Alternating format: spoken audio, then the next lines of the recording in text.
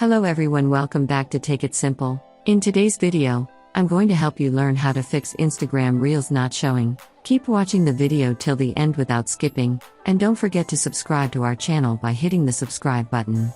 Press the bell icon so that you'll never miss another update from us. If you don't see the Reels option on your Instagram, it might be because the feature has not rolled out to your account yet. It is possible that your phone or your Instagram app hasn't been updated in a while, so you can go ahead and go to your Play Store or your App Store and search for Instagram to update your Instagram to its latest version.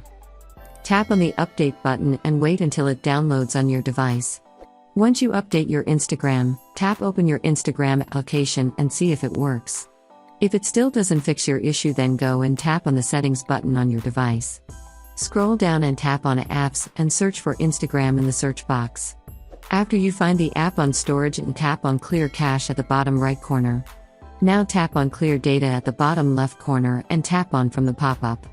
After you do that, go back to your Integral application and see if the Reels option is available. If not, you can go ahead and uninstall your Integral application by tapping on the Uninstall button and then reinstall it back on a device.